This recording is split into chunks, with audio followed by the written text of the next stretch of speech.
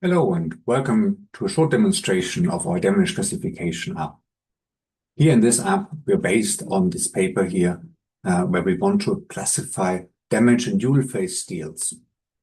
It's particularly important if we want to understand what kind of damage occurs.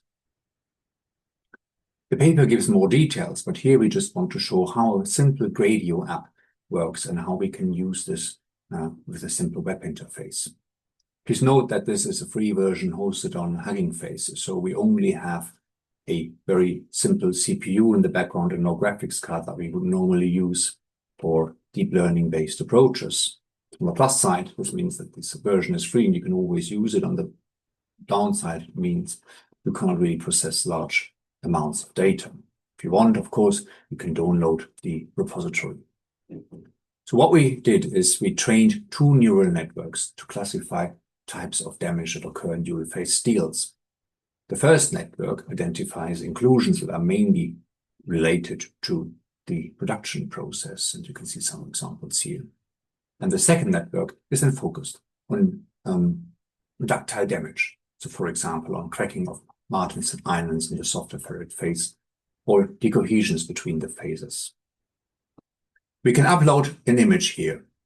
And I've uploaded a demo image, and it's part of the repository, so you always have something to go back to.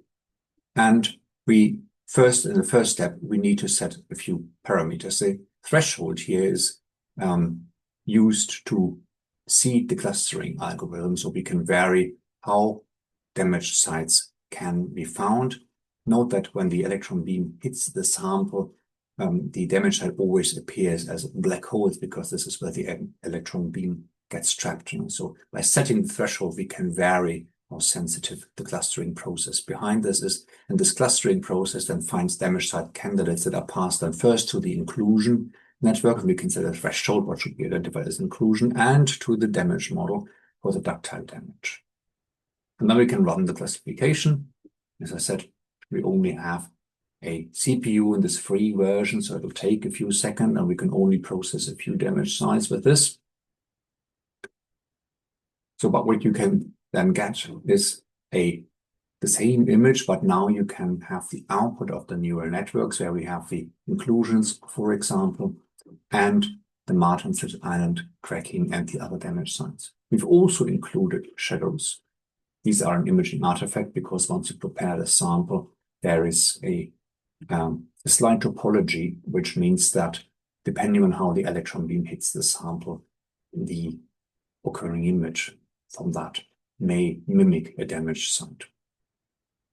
So once you have done this, you can download the image with the identified damage sites and also a CSV file with the coordinates of each of the damaged sites along with the identified type.